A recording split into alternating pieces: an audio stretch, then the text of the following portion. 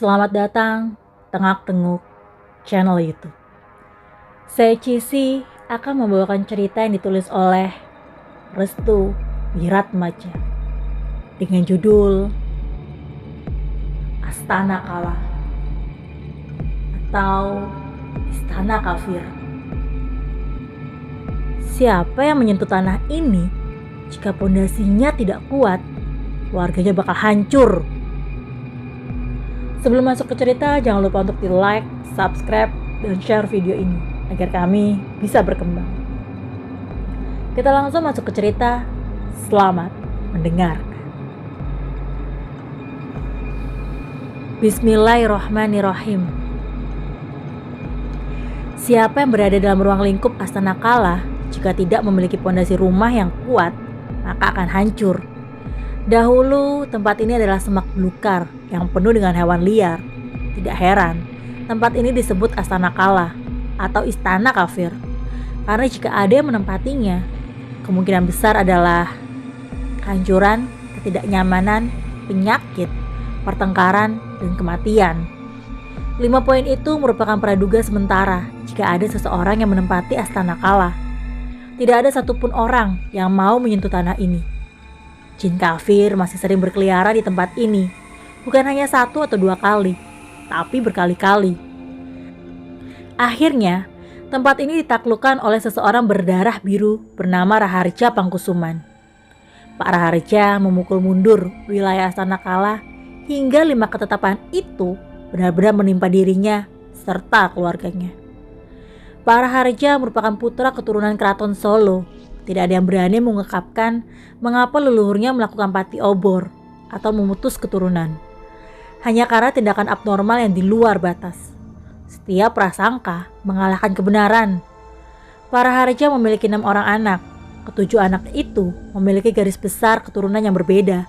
Namun yang lebih dominan adalah nomor 1 dan 3. Mereka berdua memiliki ikatan perjalanan yang memiliki level di atas para Raharja. Artinya, kedua anak ini akan menjadi penerus garis besar pertahanan antara kehidupan manusia dengan kedudukan tempat tinggalnya yang berada dalam ruang lingkup Astana Kala. Berikut nama anak laki-laki Pak Raharja: Dian Pangkusuman, Hengkara Pangkusuman, Taraka Pangkusuman. Sedangkan anak perempuannya Veda Pangkusuman, Yukti Pangkusuman, Yajna Pangkusuman. 3 laki-laki dan 3 perempuan terasa lebih dari cukup. Tidak ada kecatatan sama sekali. Namun, semua berawal dari anak pertama yang bernama Dian. Mohon maaf ya, di sini penulis salah menuliskan. Jadi anaknya bukan 7, tapi 6. Konon, Dian terlahir ketika panas matahari membakar ladang sawah milik warga. Sehingga, asal Dian berarti matahari membakar. Dian dan Hengkara hanya berjarak 3 tahun, sedangkan Dian dengan Taraka berjarak 7 tahun. Semua jarak terpaut pada tahun ganjil. Musuh utama para Raharja ini adalah Kala Gending. Bentuknya adalah kepalanya seperti ular barongan dan sering ngeces atau ngeluarin air liur. Para Raharja ini mempunyai tongkat yang dijadikan khodamnya, bernama Sanca Keling. Nah, tongkat inilah yang akan menghajar langsung si Kala Gending. Tirakat apa saja yang dilakukan oleh Pak Raharja? Ada 3 tirakat, yaitu puasa mutih, memakan dedaunan, dan menjauhi nafsu angkara. Ketiga ini jika gagal, maka akan hancur.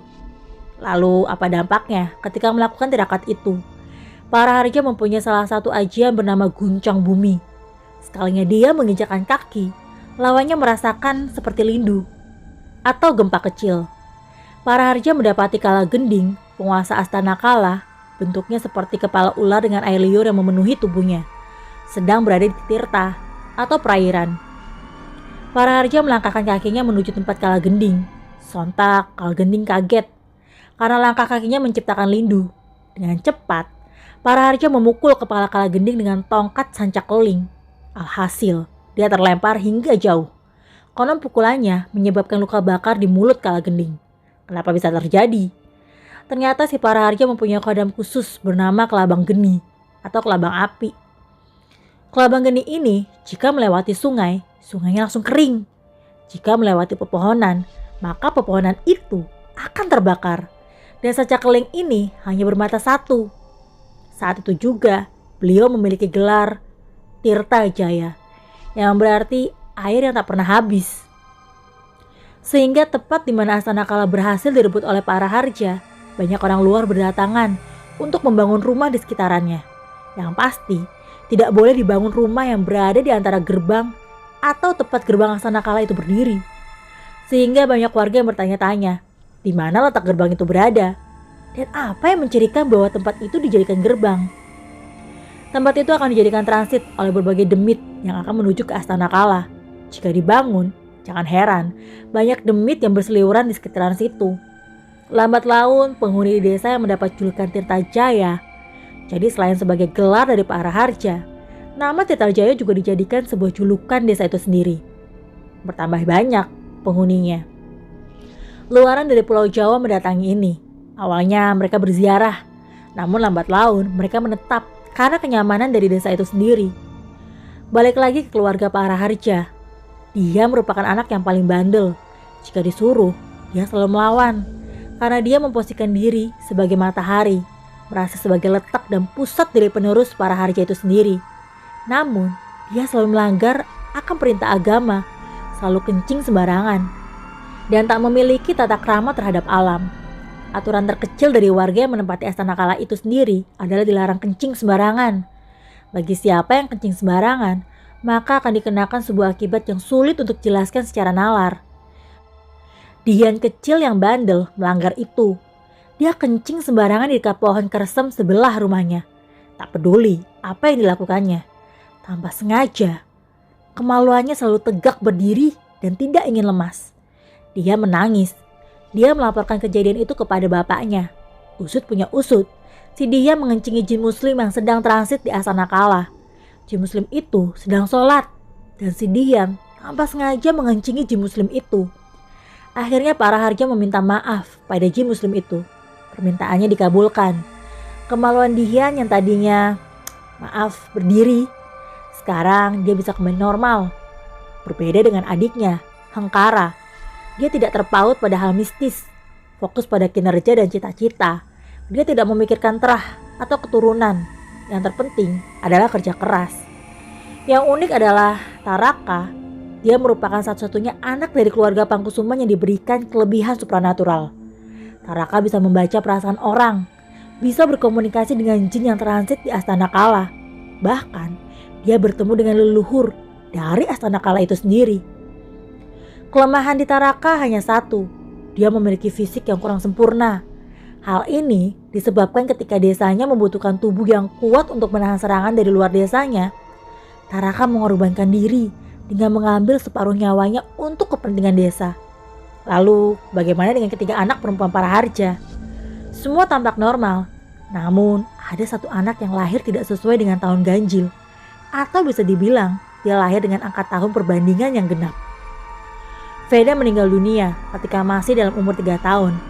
Para Harja meyakini bahwa kematian Veda adalah takdir dan susunan alam karena atas permintaan dari buyutnya terdahulu agar melahirkan anak dalam perbandingan tahun ganjil.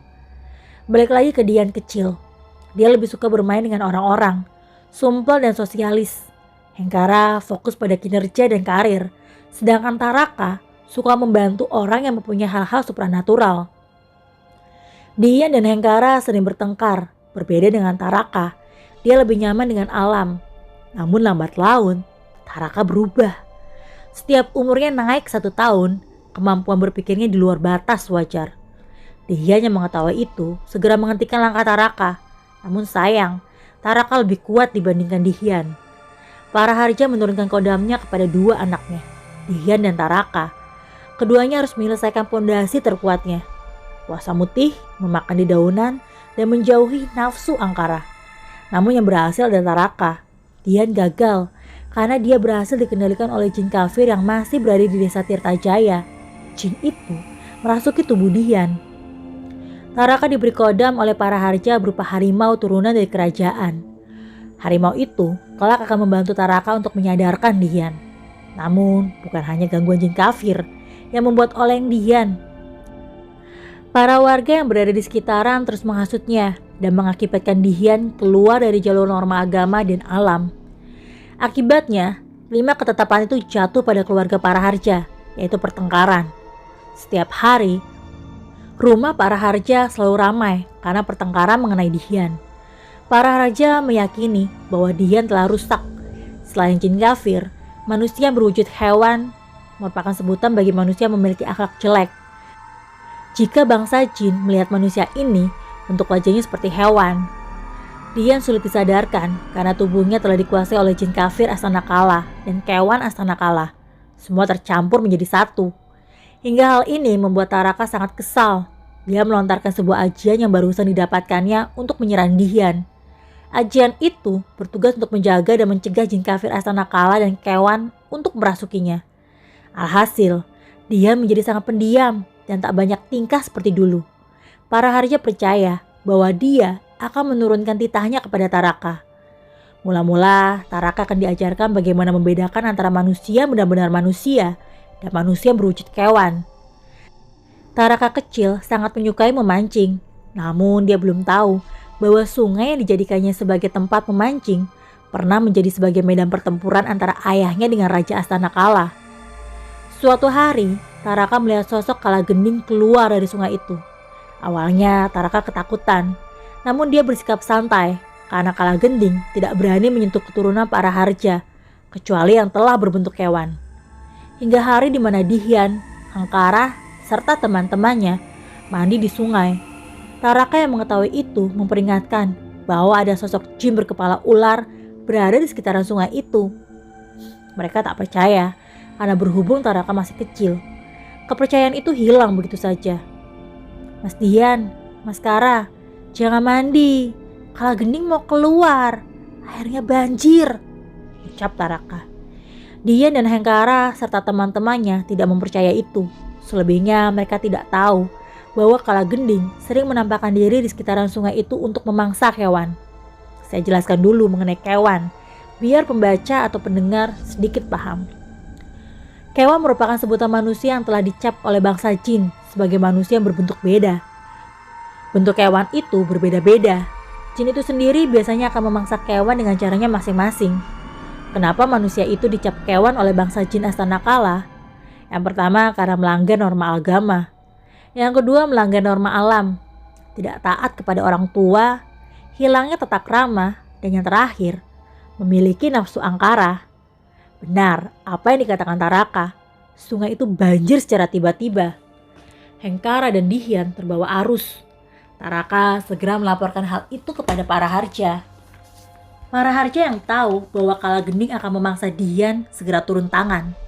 Dia melemparkan tongkat sancakeling dari dalam rumahnya. Dihian menyelamatkan Hengkara dengan memagangi sebuah batang pohon yang menyangkut di dekat sungai. Dihian menyelamatkan Hengkara dengan cara menarik paksa tubuh Hengkara agar bisa memegangi batang pohon itu. Namun Dihian terbawa hanyut sungai itu. Teman-temannya segera berlari menuju rumah Paraharja dan memberitahu warga sekitar terkait Dihian yang telah hanyut. Hengkara hanya mendapati robekan baju Dihian yang hanyut. Dia kira Dihian akan meninggal. Namun anehnya sungai langsung tenang kembali ketika ada sebuah tongkat yang berdiri tegak di dekat Hengkara. Tongkat itu milik ayahnya, Paraharja. Ketika sungai telah tenang, dia mendapati Dihian dalam keadaan pingsan sambil memegangi tongkat itu. Warga yang melihat itu langsung menarik tubuh Dihian dan Hengkara yang telah melemas. Keduanya dibawa langsung ke rumah Paraharja. Sekali lagi saya peringatkan, jika air sudah hangat, jangan pergi ke sungai itu. Kalagending akan muncul dan mencari mangsa, teriak Paraharja. Warga mematuhi ucapan itu. Kejadian tadi merupakan pembelajaran terbaik untuk para warga. Dihian dan Hengkara meminta maaf kepada Paraharja dan berjanji akan mendengarkan apa yang diucapkan Taraka. Namun beberapa minggu kemudian, ada seorang anak warga yang memiliki sifat kewan terjun di saat sungai itu hangat. Kalagending muncul dan mencoba menarik anak itu. Ayah yang tahu langsung terjun membantu mencari anaknya. Namun hingga beberapa jam kemudian, keduanya tidak ditemukan. Warga panik. Jangan-jangan Kalagending memangsanya. Akhirnya, para warga meminta solusi kepada Paraharja. Mengapa dari kalian masih saja ada yang melanggar? Tanya Paraharja. Atas permintaan warga, para harja mengabulkannya. Dia mengelilingi sungai itu sebanyak 7 kali. Alhasil, ayah dan anak itu ditemukan dalam keadaan pingsan dan mengambang di dasar sungai Tirtajaya. Para warga menyelamatkan mereka. Kala Gending gagal memangsa para kewan karena para harja masih hidup dan mengganggu dirinya. Part kedua, keluarga kewan. Kira-kira seperti itu ya keluarga kewan. Bentuk dalam fisik merupakan manusia, namun jika yang memiliki kelebihan, keluarga kewan berbentuk seperti hewan. Keluarga kewan ini lahir dari keluarga yang memiliki gengsi yang sangat besar, memiliki penyakit hati dan keinginan yang besar untuk menguasai segalanya. Apakah keluarga kewan ini berpegang teguh dengan agama yang kuat? Yaps. Mereka juga merupakan seorang pendakwah, tapi mengapa disebut keluarga kewan? Pertama kali keluarga kewan ini diketahui adalah ketika Taraka ingin pergi menuju langgar atau musola. Saat itu jamaah ramai berdatangan. Namun ada warga yang memiliki kepala berbentuk kambing, babi, dan juga kuda. Orang yang memiliki kepala berbentuk babi biasanya orang itu sangat rakus seperti babi. Orang yang memiliki kepala berbentuk kuda merupakan tipe orang yang tidak sabaran, egois, dan keras kepala. Sedangkan yang berkepala kambing, dia sangat pelit, sombong, dan suka melawan aturan. Taraka hanya berdiam ketika mendapati keluarga itu. Dia lalu melaporkan kepada ayahnya. Para harja menjawab dengan tenang, "Kamu sudah tahu banyak mengenai Astana Kala, nak. Selebihnya kamu harus membangun atap dan tiangmu agar pondasi itu kuat." Atap yang dimaksud adalah mentaati rukun iman. Tiangnya adalah ihsan. Pondasinya adalah rukun Islam. Ketiga ini akan membangun rumah yang disebut karakter diri seseorang. Keluarga kewan ini suka sekali menghasut warga, membuat resah, ketakutan, dan ragu dalam menjalani hidup. Mereka yang memiliki jiwa frustasi akan bunuh diri ketika keluarga kewan ini memberikan saran. Karena hidup tidak berarti jika sudah melakukan sebuah kesalahan bagi keluarga kewan. Keluarga kewan inilah yang bermukim atau membangun rumah tepat di gerbang Astana Kala. Padahal para harja sudah melarangnya. Namun sifat mereka yang seperti hewan, tak ada keinginan untuk mengikuti aturan sampah yang dikemukakan para harja. Apa dampaknya ketika keluarga ini bersosialisasi? Mereka terkesan akan membuat fitnah, iri hati, dan senang mengadu domba antara satu warga dengan warga lainnya. Di saat warga memiliki motor baru, keluarga kewan akan membisiki keluarga yang belum memiliki motor dengan bisikan pedas. "Mau sampai kapan ke pasar menggunakan sepeda? Si itu aja udah membeli motor, cash lagi." Itulah sifat jahat dari keluarga kewan, menghasut dan membisikkan kejahatan. Namun anehnya, keluarga kewan ini bisa dibilang kaya, karena kekayaannya lah yang menjadikannya sombong dan lupa akan perintah Tuhan. Suatu hari ada seorang warga yang ingin meminjam uang kepada keluarga ini. Namun dengan nada yang kencang, keluarga kewan mengatakan, "Kamu boleh meminjam, asalkan bilang kalau aku orang yang dermawan." Orang yang meminjam di keluarga kewan menyetujui itu. Lalu dia memberitahu kepada setiap warga bahwa keluarga kewan ini orang yang dermawan. Orang gila yang berteriak ke sana ke sini dan mengatakan, "Keluarga dermawan, kaya raya, suka menolong dan baik hati." Teriak warga itu. Keluarga kewan ini hanya memiliki satu anak. Mereka tampak baik di depan para harja. Namun sebenarnya, dia memiliki rencana untuk menghancurkan keluarga para harja. Keluarga kewan ini terdiri dari Pak Krismojo, Ibu Sirna, dan satu anaknya yang bernama Sampan. Setiap malam Jumat, rumah mereka akan mematikan lampu untuk menyambut para demit Astana Kala yang akan memulai transit ke gerbang yang melewati rumahnya. Yang menyambutnya adalah para keluarga kewan lainnya. Kebetulan, gerbang Astana Kala itu sendiri berada di belakang rumah mereka milik seseorang dari luar daerah bernama Pak Rodi. Kegiatan Pak Krismojo ini sembunyi-sembunyi dan hanya diketahui oleh para harja. "Nak, jangan kamu melewati ke rumah Pak Krismojo pada malam Jumat nanti. Para jin kala akan berkumpul di rumah mereka," ucap para harja pada anak-anaknya. Namun Dihian tidak mengikuti arahan orang tuanya. Dihian melewati rumah Pak Krismojo dan mendapati sebuah acara tertutup. Dihian penasaran dan mengintipnya dari jendela. Dia kaget dan tak percaya bahwa di dalam rumah itu berkumpul para manusia setengah hewan. Pak Krismojo yang mengetahui tingkah Dian segera menjebaknya lewat pintu belakang. Sesaat Dian ingin kabur dan memalingkan wajahnya ke belakang. Pak Krismojo sudah berada di depannya. Dalam aturan kami, yang melihat harus ikut.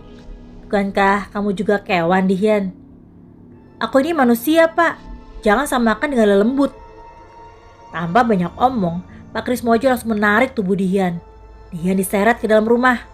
Dia berteriak kencang, namun tangan Pak Krismojo dengan sigap menutup mulutnya. Dia membungkam, tak bisa berteriak. Air matanya menetes. Dia dibawa ke sebuah ruangan yang telah disiapkan dengan minuman beralkohol, obat-obatan, dan satu botol yang diselimuti oleh kain berwarna hitam. Anak ini, bukankah turunan Raharja? Tanya Bu Sirna. Tenang, dia akan menjadi anggota kita dan menyambut para demit yang akan menguasai kembali Astana Kala. Terhitung ada 10 orang yang mengikuti pesta kecil itu. Dian adalah orang yang ke-11 dan akan menjadi anggota baru keluarga kewan berikutnya. Bagaimana caranya? Hancurkan orang dalam dahulu bila ingin merusak tatanan keluarganya. Dia akan menjadi umpan terbaik ketika keluarganya diambang kehancuran. Dia langsung diberi minum yang beralkohol. Di usianya masih dibilang remaja. Dia dicekoki alkohol dengan campuran obat-obatan. Dia memberontak. Tubuhnya dipegangi oleh 4 orang dengan tubuh yang lebih besar. Bangsa kewan ini, jika dilihat oleh orang biasa akan berbentuk manusia. Tetapi jika dilihat oleh para Harja dan Taraka, bentuknya seperti kewan. Pak, lepaskan! Teriak Dian. Pak Krismojo memerintahkan Sampan anaknya untuk membuka mulut Dian. Sedikit saja, teguklah air surga ini. Kau akan merasakan nikmatnya dunia yang tak tertandingi. Kau akan merasakan nikmatnya dunia yang tak tertandingi. Akan fata morgana kemunafikan manusia. Seperti ayahmu, ucapnya. Dian tetap memberontak. Sampan mencekik lehernya dan membisiki telinga Dian. Jika masih melawan, rahangmu akan kutekan dengan kuat. Kewan sepertimu tidak berguna lagi, Dian, ucap Sampan. Dian terpaksa meminum air itu. Pikirannya melayang terbang.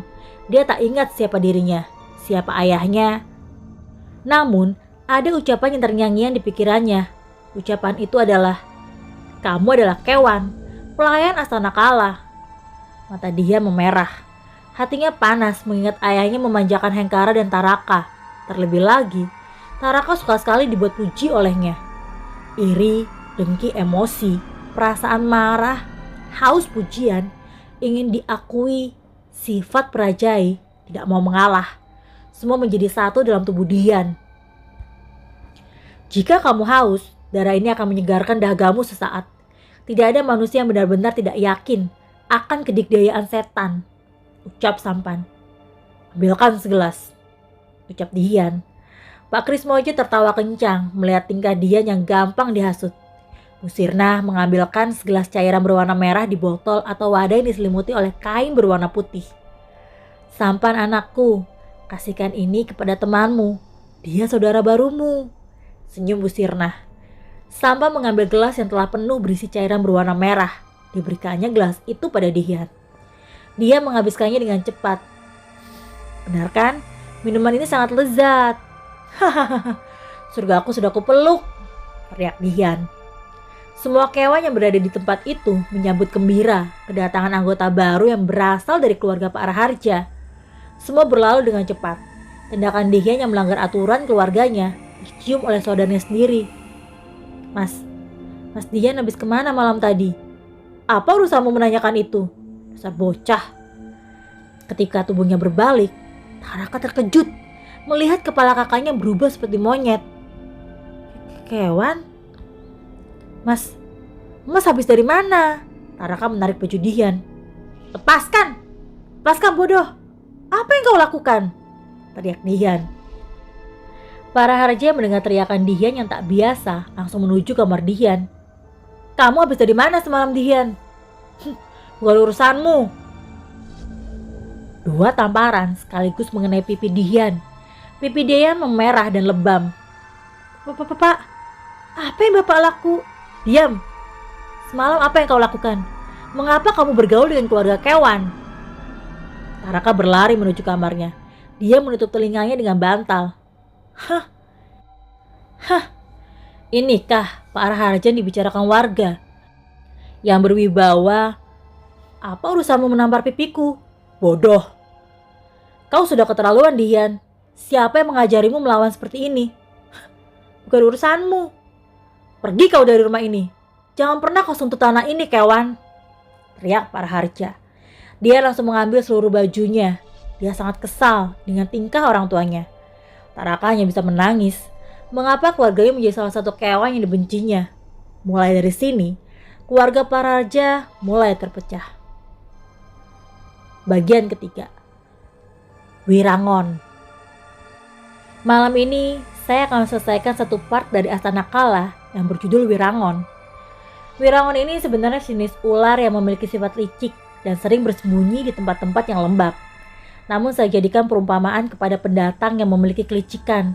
Bahkan para keluarga kewan pun masuk ke dalam perangkap kelompok pendatang yang disebut dengan Wirangon. Ciri-ciri mereka sangat signifikan dan mudah dikenali, namun sulit untuk ditebak karena pintar memutar fakta. Wirangon adalah merupakan sejenis ular yang hidup di dataran rendah, sawah ataupun sekitaran sungai. Ketika dia telah diusir dari rumah, banyak kejadian janggal yang menimpa rumah Pak Raharja. Salah satunya adalah kemunculan ular berjenis ini yang diyakini akan mencerminkan jati diri pendatang baru yang akan mendiami desa Tirtajaya.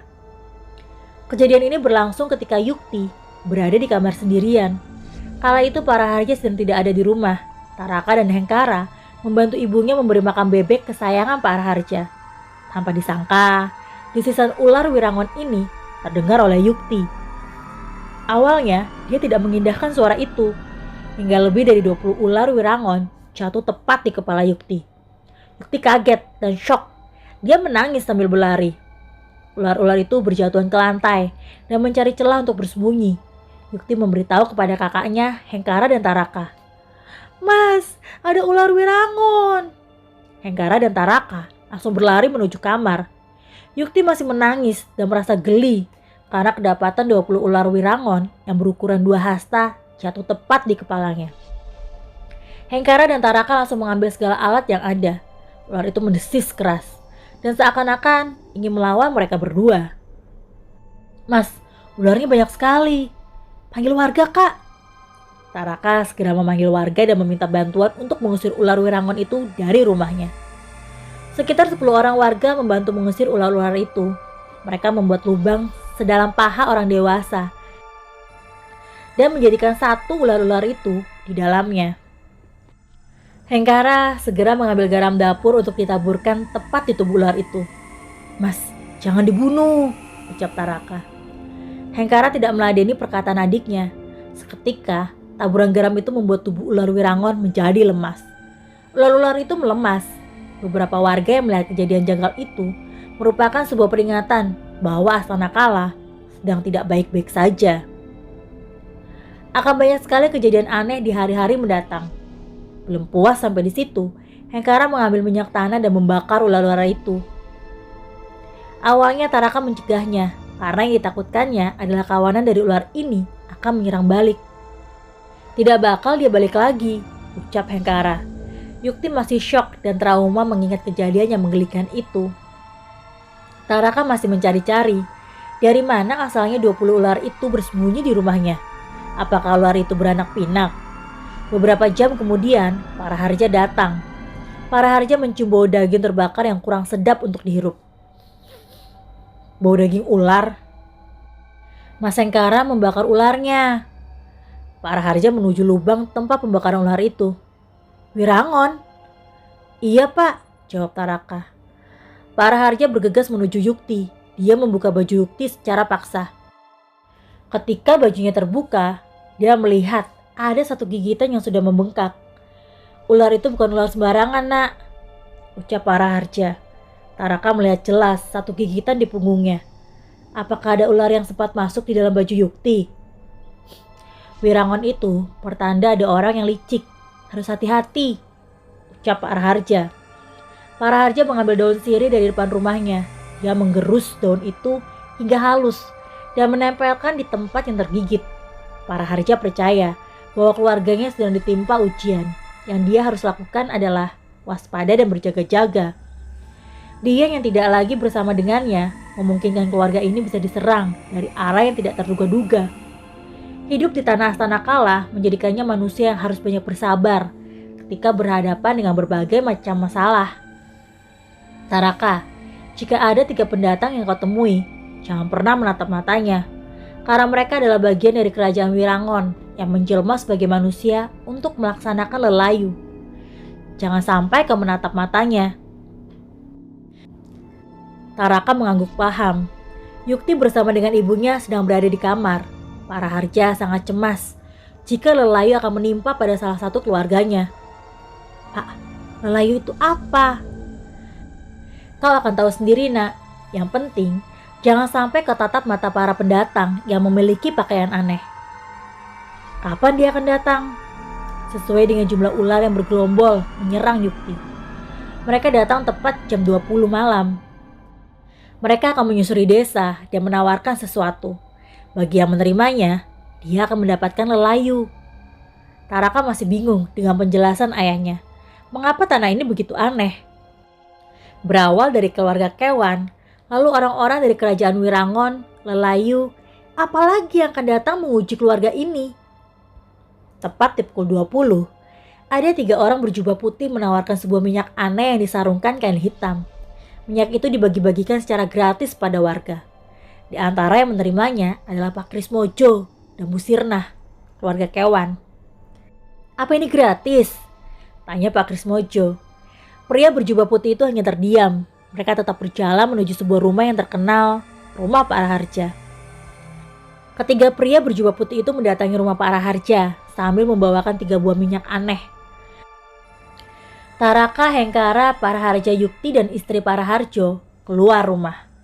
Pak Raharja tahu mereka berasal dari keluarga Wirangon yang bertujuan untuk memberikan kabar lelayu. Jika diterimanya minyak itu, kemungkinan besar keluarganya akan terdampak sesuatu yang aneh. Mohon maaf, kita menolaknya, ucap Pak Raharja sambil menunduk. Karena mereka tidak boleh memandang wajah atau menatap mata dari ketiga pria aneh itu.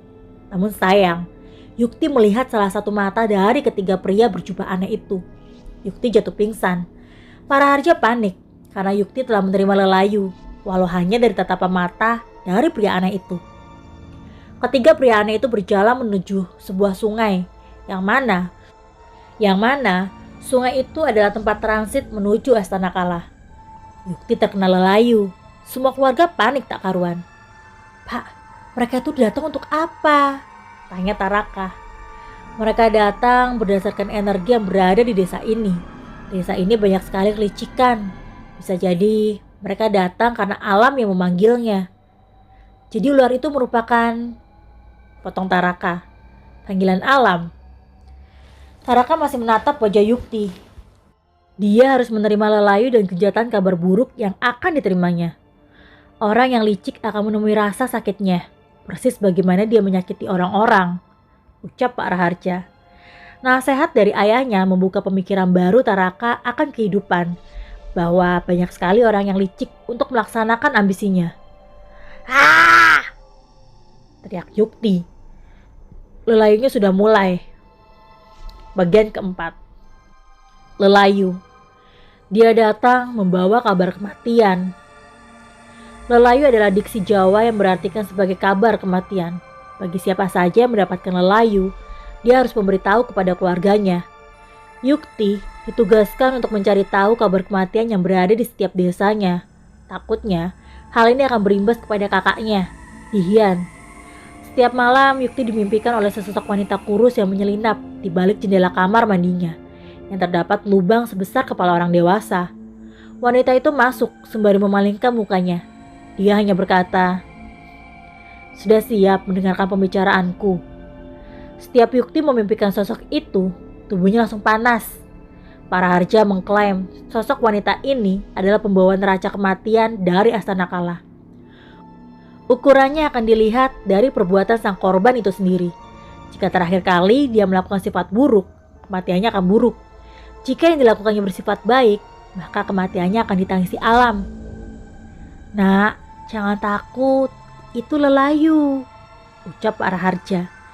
Taraka sendiri tidak bisa melihat Lelayu yang dimaksud. Katanya, Lelayu hanya bisa dilihat ketika seseorang tanpa sengaja menatap sosok utusan dari Wirangon. Dan hal itu terjadi pada Yukti. Yukti sesekali menangis dalam kegelapan malam. Dia tidak membayangkan sosok itu benar-benar ada. Lelayu akan memberitahu kepada sang penerima berita jika yang bersangkutan sudah siap. Jika belum, selamanya tanah ini akan penuh dengan kemunafikan. Dia membayangkan sosok itu menyeramkan dengan memalingkan muka dan membiarkan punggungnya menampakkan bekas-bekas luka dan tulang yang menampak jelas. Saat itu, Yukti sedang pergi ke kamar mandi. Dia tak pernah terfikirkan akan terjadi sesuatu yang aneh pada sekitaran kamar mandi itu. Loh, kok airnya tumpah? Maksudnya itu keluar dari bak air mandi ya. Ketika dia menatap jendela, ada sekelebat bayangan hitam masuk dengan cepat. Bayangan itu tampak bergerak ke arah Yukti.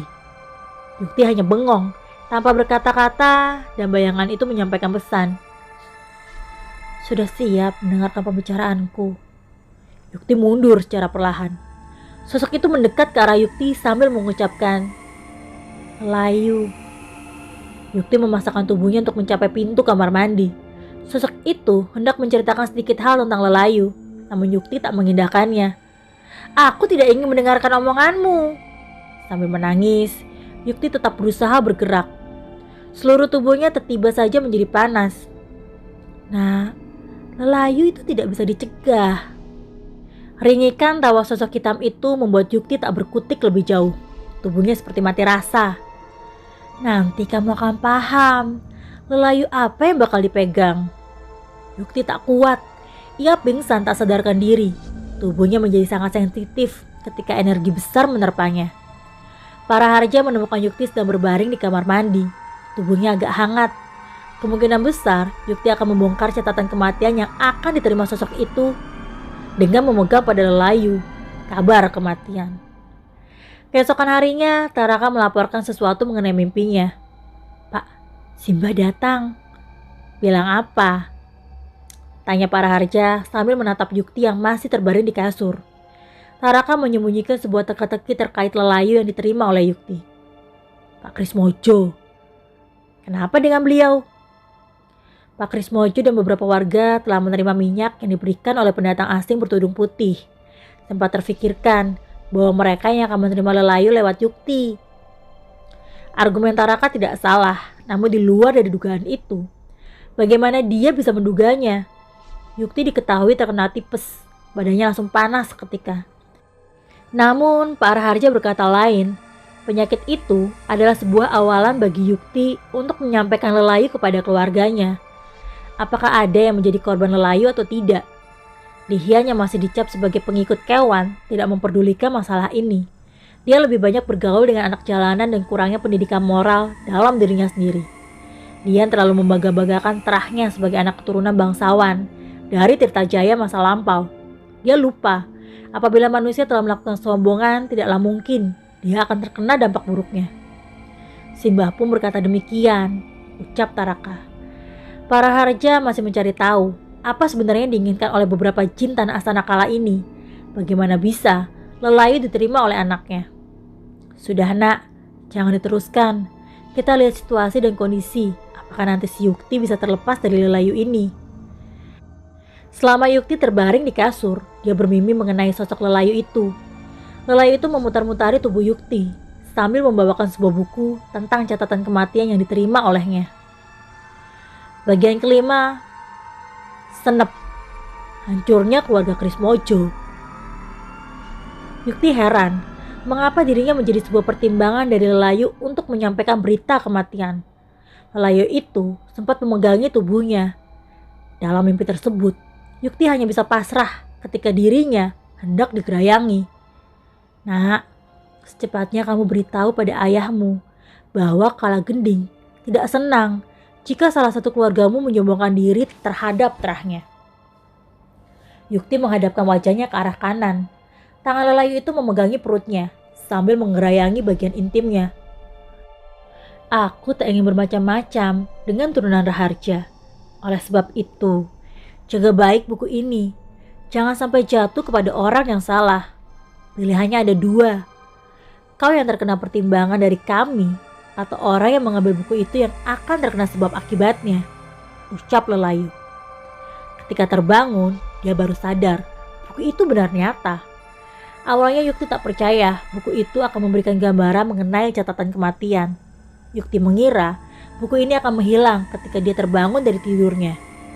Namun, buku itu benar nyata.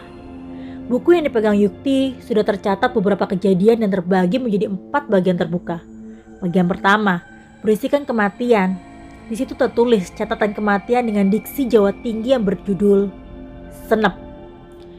Senep merupakan diksi Jawi yang bermakna tusukan hebat yang terasa di bagian perut seseorang tanpa sebab.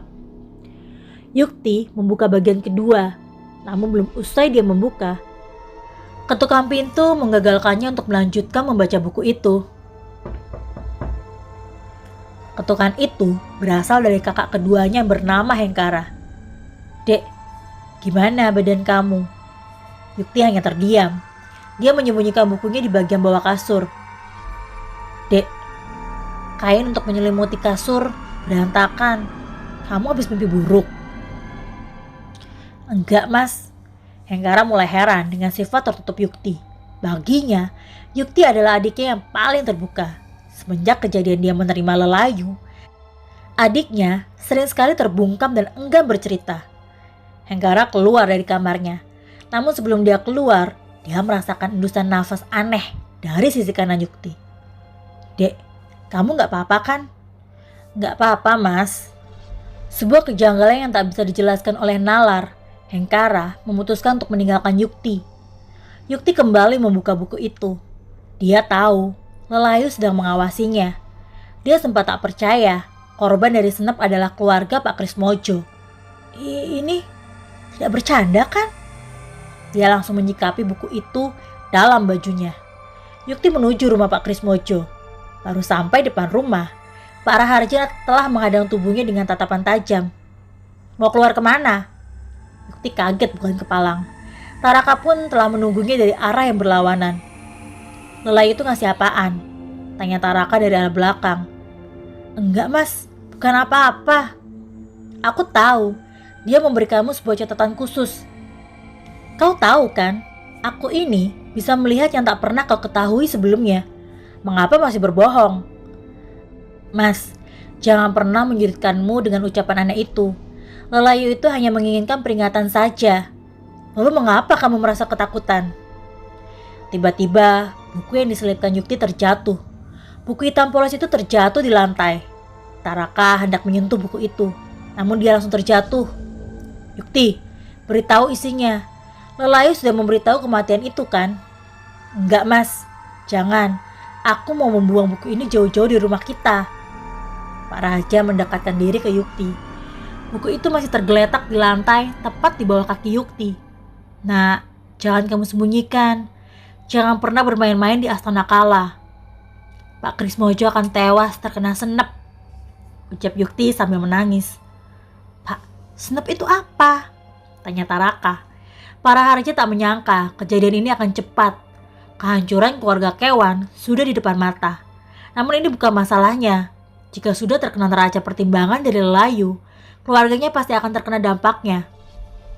"Jelaskan, apa yang Lelayu itu lakukan kepadamu, Nak?" "Dia memberitahu bahwa salah satu keluarga kita akan terkena pertimbangan dari Kala Gending jika menyombongkan diri terhadap Trah." "Lalu hendak kemana kau buru-buru?" "Aku ingin menemui Pak Krismojo. Jangan sampai ada korban di Astana Kala ini, Pak. Semua yang sudah tercatat tak akan pernah berubah." "Ada berapa bagian?" 4, Pak. Jika benar, bagian pertama adalah kematian. Bagian kedua adalah pertengkaran. Bagian ketiga adalah fitnah, serta yang terakhir adalah penutup. Bisa dibilang bagian keempat adalah penentuan diri dari ketiga bagian sebelumnya." "Maksudnya, Pak?" tanya Taraka. "Ketiga bagian itu adalah hal yang diterima oleh orang yang berada di Astana Kala. Bagian terakhir adalah kehidupan baru, entah berupa kehilangan atau pembaharuan tatanan desa ini," ucap Pak Raharja. Tak ada yang bisa menyentuh buku itu kecuali orang yang telah terikat oleh Lelayu itu sendiri. Jika ingin menyentuh, dia harus mengikatkan diri dengan Lelayu dan meminta izin untuk dibukakannya korban selanjutnya. Tiba saatnya yang ditunggu. Apakah lelayu itu bermain-main atau tidak? Beberapa hari kemudian, desa Tetarajaya digemparkan oleh sesuatu yang di luar nalar. Warga Pak Krismojo hancur. Pak Krismojo meninggal tanpa sebab. Menurut pengakuan warga, dirinya berteriak-teriak kencang sebelum meninggal, seperti sedang ditusuk-tusuk. Sampai menjadi gila, dia hilang ingatan tentang dirinya sendiri. Istri Pak Krismojo, Bu Sirnah kalau tidak salah ya, tubuhnya menjadi kurus. Lehernya penuh dengan bercak hitam.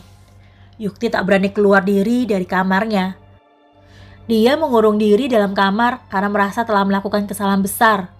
Para warga percaya Asanakala masih menyimpan dendam kepada orang-orang yang tak berperi kemanusiaan. Alamnya telah dirusak.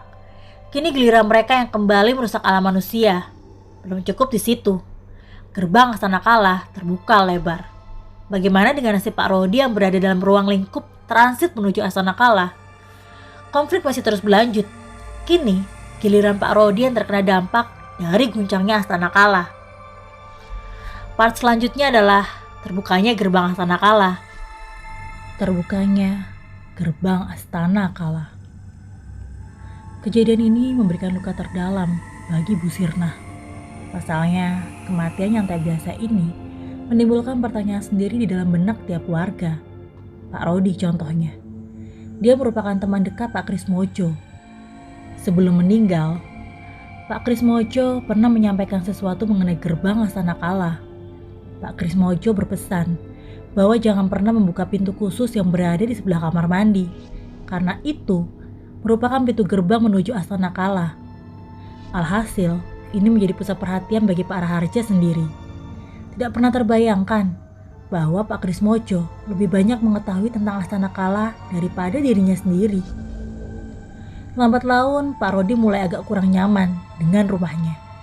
Setiap malam, dia selalu mendengar suara huru-hara perjalanan seseorang. Dari mulai suara kaki, tepuk tangan, ringikan tawa, tangisan di malam hari, atau suara kuda yang terus-menerus memekikan suara di malam hari. Pak Rodi tinggal bersama istrinya dan juga kedua anak perempuan bernama Sasa dan Susi. Sasa merupakan tipe orang yang mudah merasakan rangsangan dan imajinasi yang kuat. Sedangkan Susi, dia sangat idealis dalam mematokkan sesuatu. Sasa memang mengetahui sesuatu yang janggal itu tercipta dari sebuah ruangan yang tak pernah diizinkan untuk dibuka. Dia pernah mengajak Susi untuk membuka ruangan itu. Namun apa daya, Susi tidak mempercayai hal-hal mistis. Karena tak ada pilihan lain, Sasa pun memberanikan diri untuk membuka ruangan itu.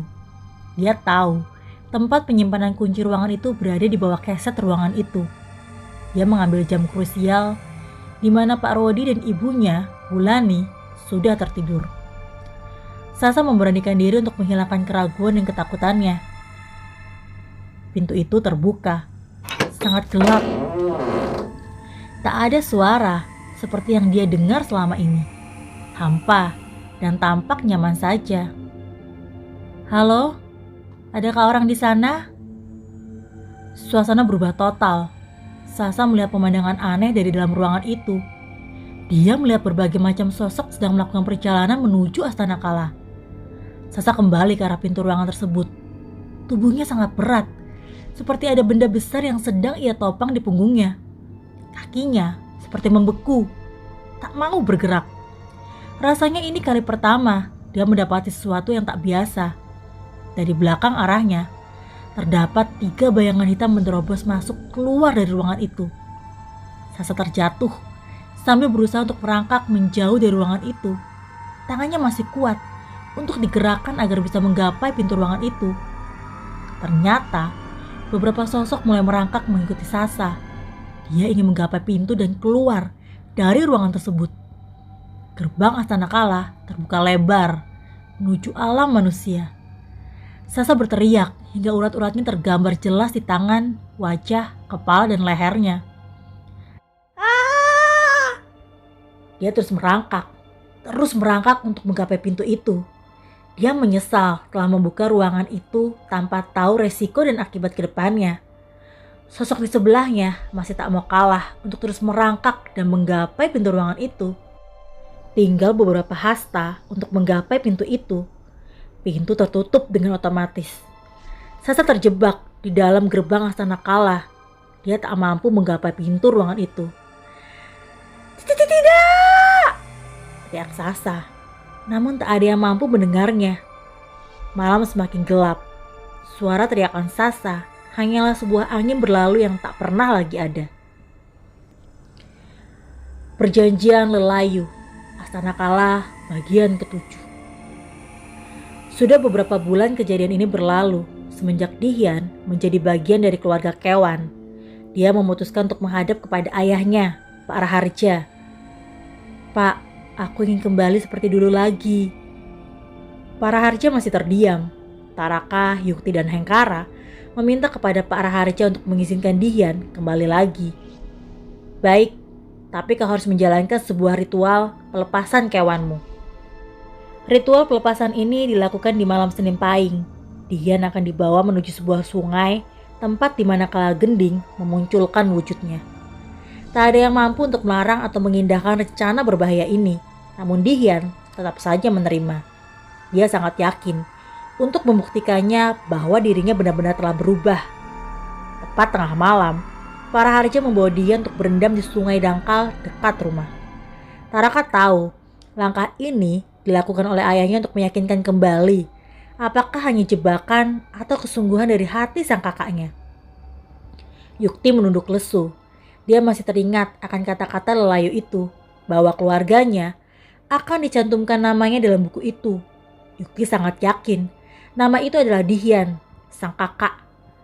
30 menit setelah proses ritual itu dijalankan, dia menjadi lebih bugar. Para Raharja masih tak percaya bahwa Dihian telah keluar dari jeratan kewan dengan cepat. Taraka dan Yukti masih memandangi tubuh Dihian dari kejauhan. "Mas, apakah Mas Dihian baik-baik saja?" Dia memang terlihat sehat, tapi dalam dirinya masih ada yang salah. Dia berjalan menuju tempat Taraka dan Yukti. Langkahnya sangat percaya diri akan kembalinya kenangan masa lalu yang telah lama terbuang. Sejarah bisa saja berubah dengan tatapan sinis Dihian kepada Taraka dan Yukti. Dia menyombongkan diri dengan membusungkan dada di hadapan Taraka. Dia agak berbangga karena ritualnya berhasil tanpa kendala. Itu berarti posisi Taraka sebagai pewaris keluarga Raharja akan mudah diguncangkan tanpa harus melakukan perlawanan. Suara teriakan memanggil nama Yukti terngiang-ngiang dari tadi di telinga mereka. Suara itu seperti suara Hengkara. "Pak! Pak!" Yukti segera berlari menuju Hengkara. Dia seperti mendapat berita buruk dengan emosi yang meluap-luap. Para Raharja naik ke dasar sungai dan menuju Hengkara. Sepertinya ada pesan yang ingin disampaikan. "Ibu, Pak! Ibu mengamuk!" Para Raharja segera menuju rumah diikuti oleh Taraka, Yukti, dan Hengkara. Dia masih menatap Taraka dengan kebencian. Rupanya rasa irinya belum juga hilang. Sesampai di rumah, para Raharja mendapat istrinya, Bu Yati, sedang mengamuk hebat.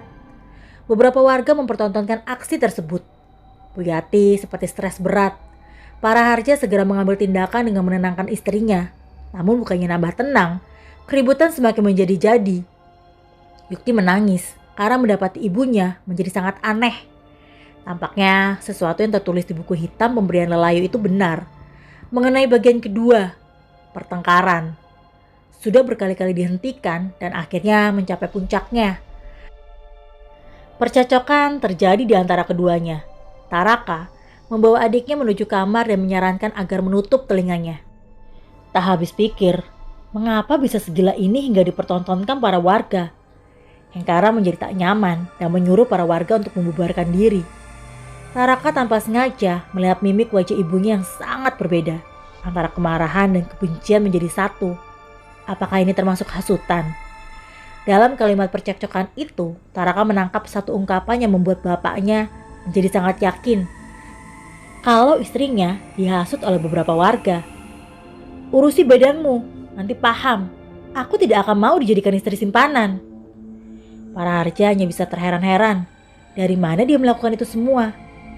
Taraka dan Hengkara paham ada seseorang yang berusaha menghasut keluarganya kembali dengan membenturkan kedua orang tuanya. Seketika, Dian datang, lalu menambah panas suasana. Dian juga menuduh kalau selama ini hanya Taraka dan Hengkara yang diperhatikan. Satu belum usai, kini menambah lagi masalah yang dihadapi para Harja. Tengah malam begini, bagaimana menjadi sebuah peributan dan pertengkaran yang tak berujung? Hengkara menyanggah argumen Dian. Jika benar seperti itu, pastinya dia tak akan ingin lagi bergabung dengan adik-adiknya. Taraka pun sepemikiran dengan Hengkara.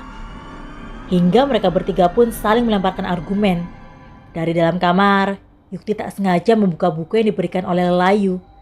Dia membuka bagian selanjutnya. Di situ tertulis, bagian 2, pertengkaran tak berujung. Yukti hanya bisa terdiam. Dia menghela nafasnya dan menutup kembali telinganya dengan bantal. Air matanya membasahi pipinya hingga terjatuh di bantal dan kasurnya.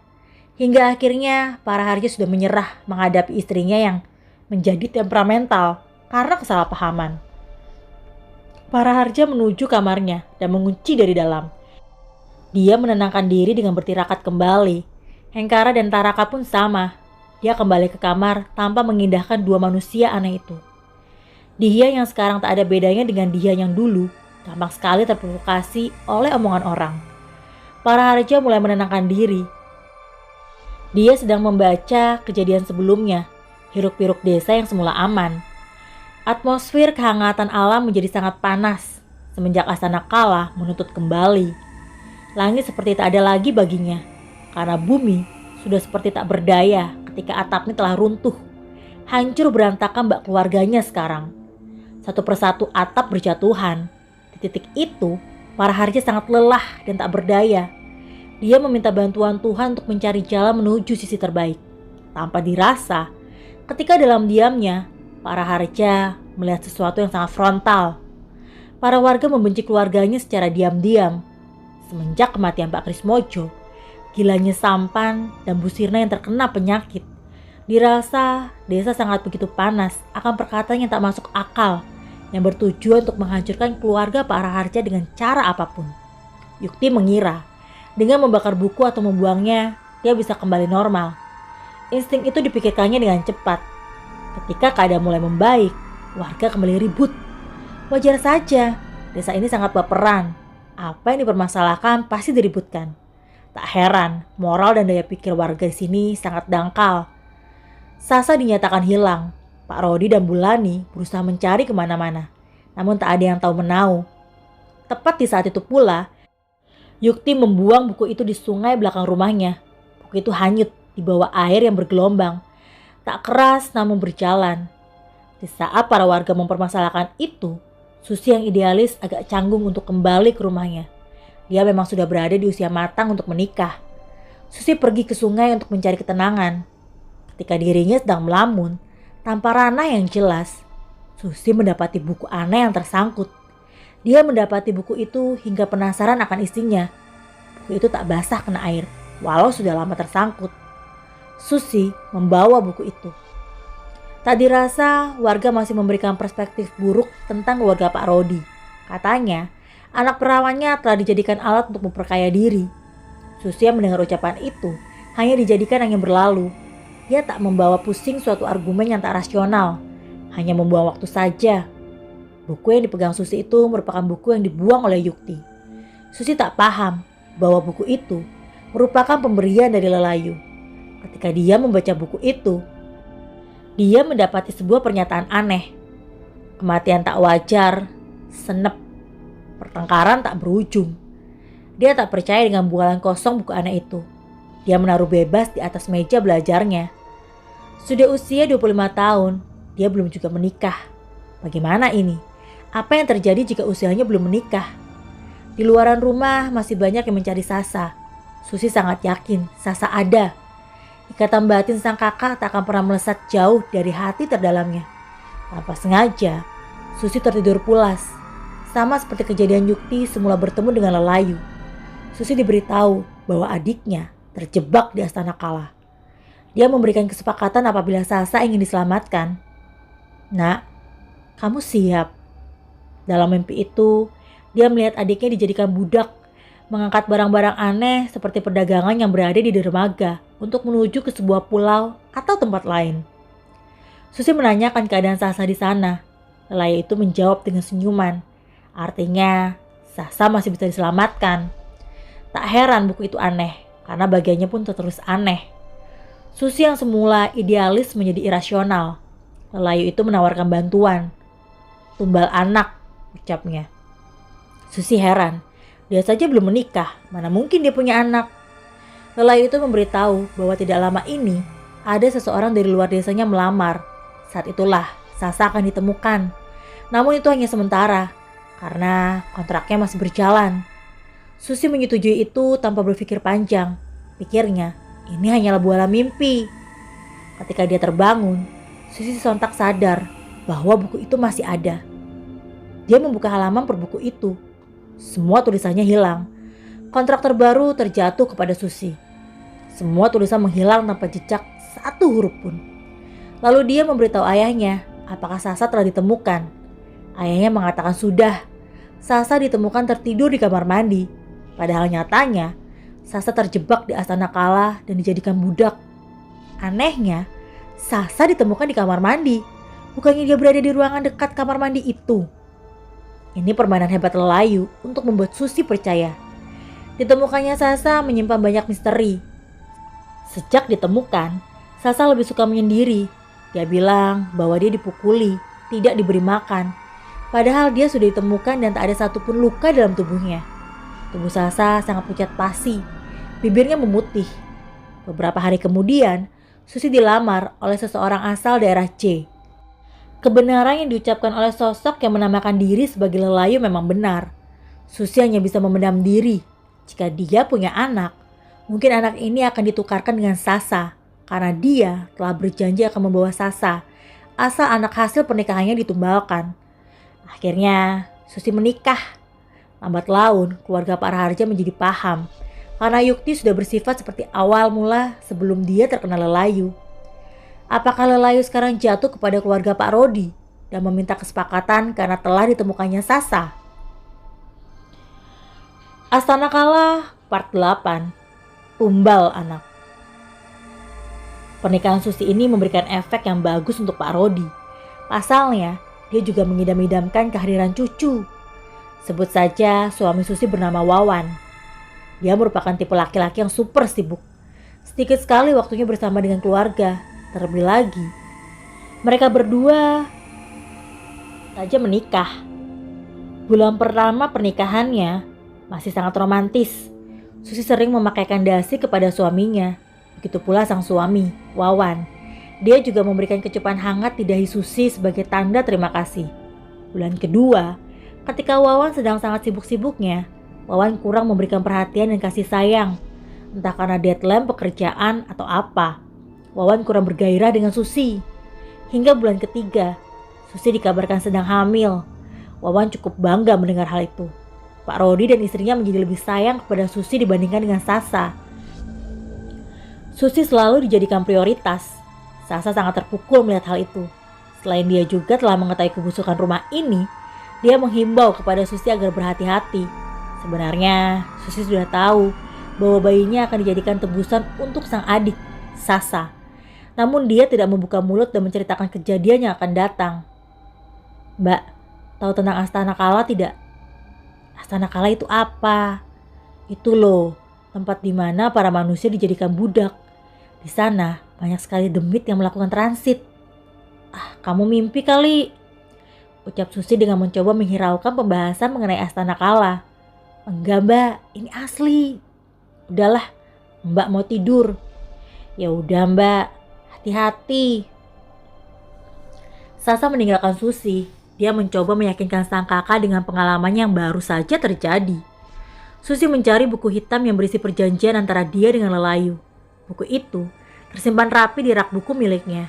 Suaminya pun tak mengetahui kalau Susi menyimpan buku itu. Susi sangat senang karena buku itu masih tersimpan rapi. Dia pun tertidur agar badannya kembali bugar. Dalam tidurnya, Susi bermimpi kedatangan Lelayu. Lelayu itu menuntut kepada Susi agar nanti diberlakukannya genteng Sumesar. Sumeser genteng merupakan adat Jawa yang digunakan untuk mengambil makanan dengan menggunakan serpihan atau potongan genteng. Ini dilakukan di bulan kelima atau bulan ketujuh kehamilan. Tujuannya adalah agar diberikan kelancaran.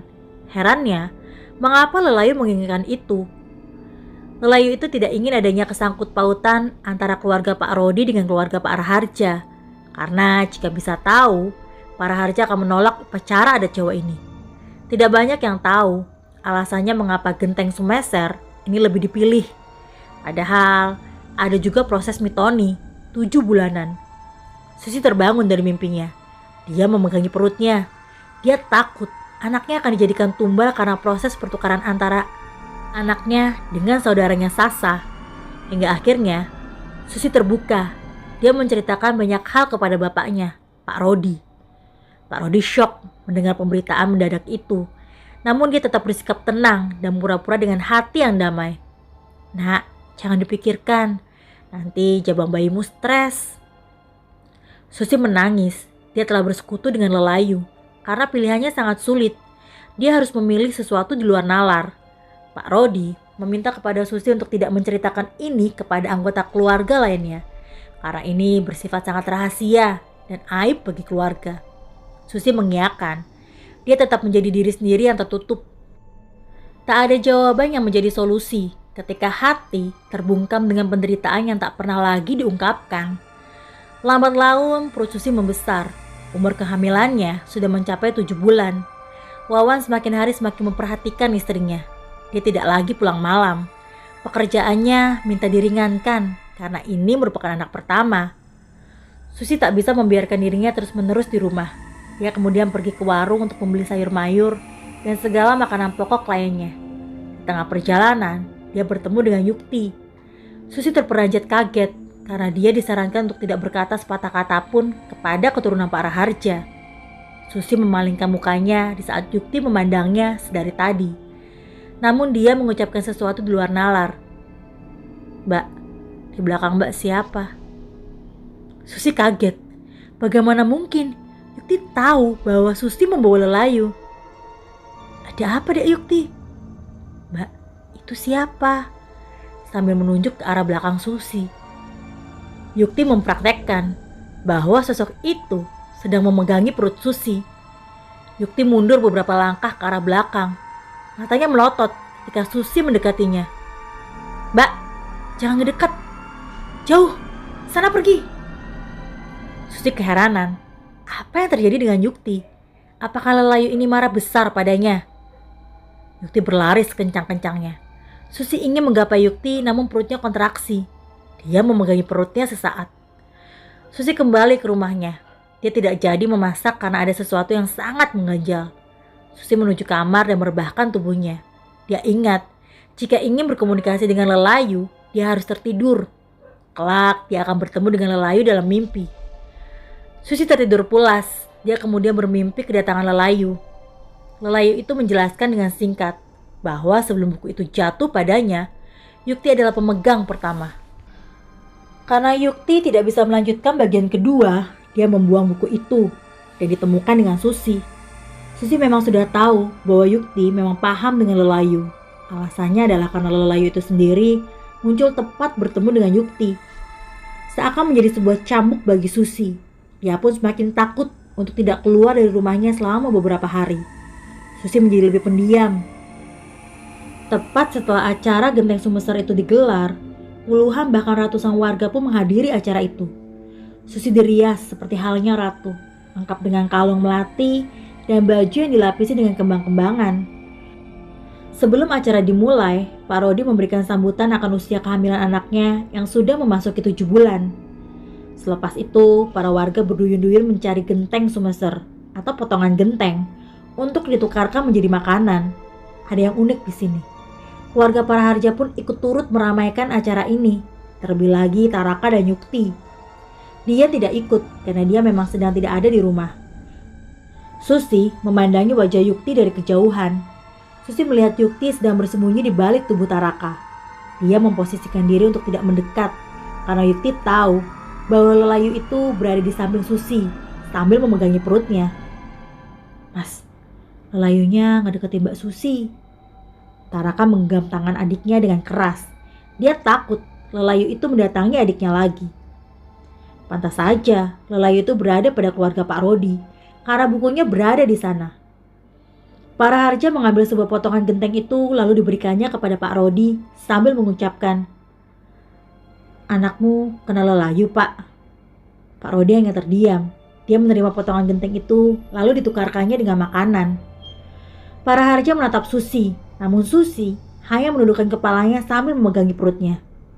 "Pak, jangan campuri urusan anakku," ucap Pak Rodi. Para Harja menerima makanan itu. Dia kembali ke tempatnya semula dan memberikan makanannya pada Yukti. "Yang kamu katakan benar, Nak. Lelayu itu tidak mau lepas sebelum korban selanjutnya jatuh." Hingga sore hari, warga pun masih ada yang berdatangan. Kumpulan potongan genteng itu dijadikan satu dalam karung, lalu disebarkan di depan rumah Pak Rodi. Wawan, suami Susi, ditugaskan untuk menjaga genteng-genteng itu hingga pagi hari. Dia berupaya menjaga istrinya dari gangguan makhluk halus lainnya yang akan mengganggu Susi. Wawan belum mendapatkan cerita bahwa Lelayu itu merupakan jebakan dari Astana Kala untuk mengambil anaknya. Para Harja masih memandangi Wawan dalam kegelapan malam. Dia terkejut melihat sang suami sangat menuruti perintah mertuanya. Susi enggan memberikan jawaban mengenai acara terlarang itu. Dia hanya bisa diam demi keselamatan adiknya, Sasa. Bisa dibilang langkah sulit ini diambil agar tak ada keluarganya yang menghilang. Sasa tidak pernah tampak semenjak beberapa bulan terakhir. Dia berada di dalam rumah untuk menghindari fitnah dan kesalahpahaman warga akan dilakukannya genteng semester ini. Nampaknya satu persatu warga mulai bertanya-tanya mengenai peristiwa hilangnya Sasa. Mereka mulai terbuka bahwa genteng semester ini dilakukan agar Sasa bisa balik lagi ke alamnya karena jiwanya tertahan di Astana Kala. Ketika hari kelahiran bayi itu dinanti-nantikan, banyak warga yang berduyun-duyun mendatangi rumah Pak Rodi. Ada yang mengganjal di sini. Beberapa kali Sasa muncul dengan kepala menunduk dan langkah kaki yang berat. Susi memberitahu Sasa lagi kurang enak badan. Hal lain yang membuat warga terkejut adalah ruangan sebelah kamar mandi itu terkunci rapat, lengkap dengan rantai yang tergembok rapih. Beberapa warga menanyakan itu. Mereka mengira itu adalah gudang. Susi hanya bisa menjawab dengan senyuman. Dia tidak mau warga desa Tirtajaya mengetahui lebih dalam tentang rahasia gerbang Astana Kala. Setelah warga yang ditunggu-tunggu itu telah datang, Susi mengalami kontraksi hebat pada perutnya. Dia meminta kepada orang tuanya untuk membawanya menuju dukun beranak. Pak Rodi mengiyakan. Susi dibawa ke dukun beranak tepat malam 1 Suro. Seakan-akan menjadi sebuah wadah dan bencana bagi desa. Anak yang terlahir di malam 1 Suro merupakan petaka yang tersembunyi bagi mereka semua. Susi berkali-kali melakukan pembukaan. Pak Rodi dan istrinya terus-menerus memohon kepada dukun beranak tersebut agar anaknya bisa diselamatkan. Wajah Susi sudah pucat pasi, nafasnya sudah menipis, tubuhnya sangat lemah. Dia tidak mampu mengeluarkan jabang bayinya. Apakah Lelayu tidak memberikan bantuan terhadapnya? Susi pingsan sesaat sebelum dilahirkan. Hal ini sangat membahayakan bagi anak yang sudah setengah keluar. Parahnya, kaki dulu yang telah muncul. Hal aneh ini mungkin pernah terjadi. Pak Rodi dan istrinya syok bukan main. Mereka berdua sudah kehabisan akal dan tak mampu lagi menerima takdir dan kenyataannya. Hingga ketika Susi kembali sadar, dia berusaha sebisa mungkin mengeluarkan bayi tersebut. Dia teringat ucapan Lelayu itu, bahwa anaknya akan dijadikan tumbal jika menginginkan Sasa kembali lagi. Susi menangis mengingat kejadian itu. Dia berusaha mengeluarkan anaknya agar kepalanya bisa cepat keluar. Dukun beranak itu keheranan. Bayi itu seperti tak bergerak sama sekali. Setelah bayi itu keluar, tak ada tangisan, tak ada suara bayi, tak ada yang bergerak dari tubuh si kecil itu. Yang didapatinya adalah tubuh yang kaku dan membiru. Bayi itu meninggal. Susi menangis tak percaya. Dia melihat dengan mata kepalanya sendiri bahwa bayi itu telah meninggal dunia. Pak Rodi dan istrinya tak kuasa menahan rasa haru pada anaknya. Lelayu itu benar-benar menjanjikan apa yang dikehendakinya. Pertimbangan adalah hal yang mutlak. Anak Susi menjadi korban kedua dari pertimbangan Lelayu. Catatan kematian itu tertulis di bagian 1 dalam bab kematian. Susi pingsan ketika menerima kenyataan ini dan dia tak sadarkan diri. Jantungnya melemah. Part 9, Astana Kala, bagian 3. Bagian 3 merupakan fitnah. Setelah kematian bayi itu, muncul bermacam-macam fitnah yang akan menjatuhkan beberapa keluarga yang mendiami Astana Kala. Penulis melanjutkan cerita Astana Kala part 9. Kematian anak Susi menjadikan sebuah aib bagi keluarga Pak Rodi sendiri. Bukan hanya itu, masing-masing dari tetangganya mulai menggosipi kematian Susi sebagai kematian yang tidak wajar. Wawan menjadi sangat malu mendengar hal itu. Dia pun menekan Pak Rodi untuk menjelaskan hal tersembunyi yang disembunyikan oleh keluarganya. Wawan mengira kematian anaknya bukanlah karena sebagai kecelakaan dari Susi itu sendiri. Namun, hal ini bisa ditujukan oleh sesuatu yang tidak pernah diketahuinya. Kematian bayi itu tidak wajar. Susi memang melemah ketika ingin melahirkan dan puncaknya ketika si bayi tidak keluar dengan wajar. Saya mohon untuk mengetahui hal terkait dari kematian bayi itu, jelas Wawan. Pak Rodi hanya terdiam. Tanah kuburan tempat bayi itu dikubur masih basah dan terasa lembab. Namun Wawan telah menanyakan sesuatu yang sangat kontroversial dalam pendengaran Pak Rodi itu sendiri.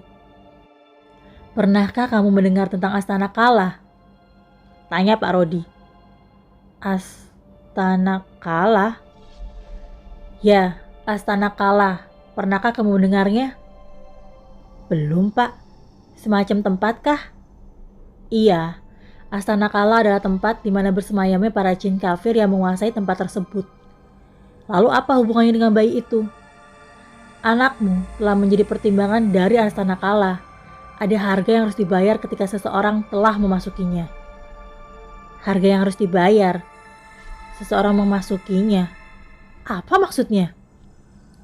Anakmu adalah harga dari keselamatan Sasa karena dia memasukinya. Jawaban Pak Rodi membuat Wawan terkejut hebat.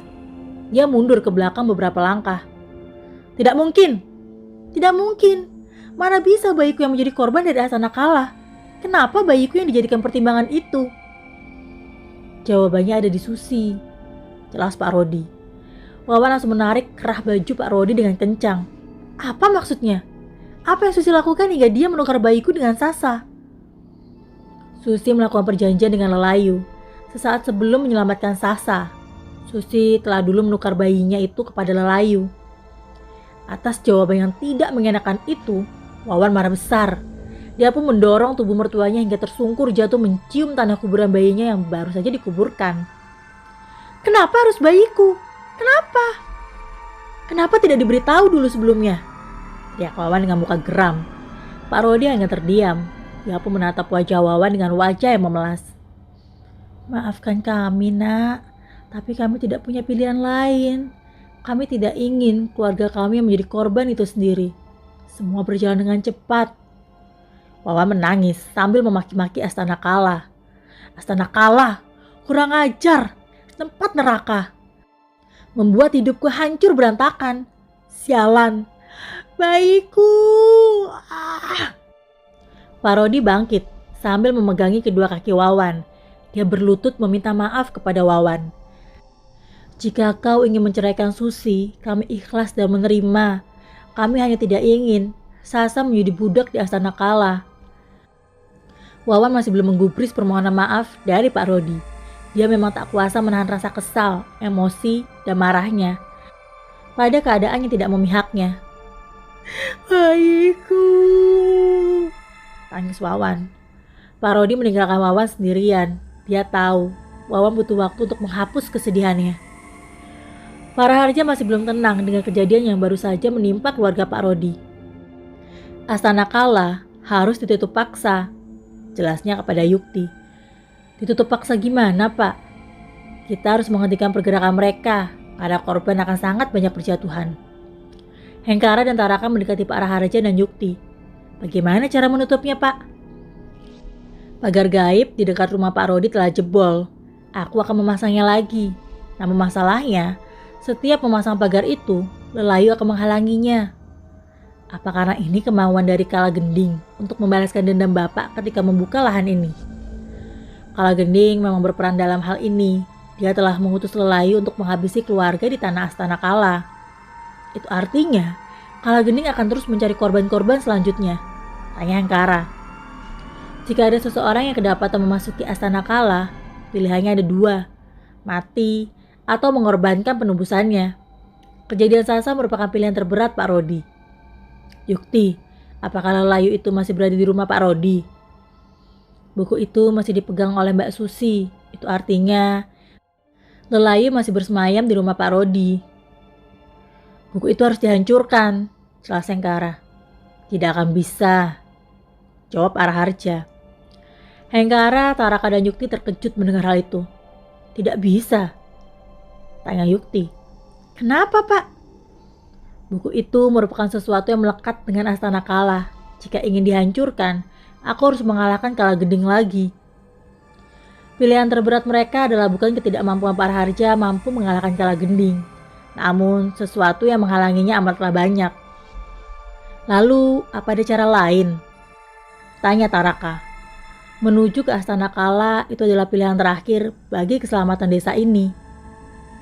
Lain hal dengan Susi, keadaannya semakin memburuk. Dia tidak bisa terlepas dari rasa penyesalannya. Sasa menuju tempat Susi. Dia tahu bahwa kakaknya sangat terpukul akibat kematian buah hatinya. Bagaimana cara kita agar terhindar dari gangguan Astana Kala? Tanya Sasa.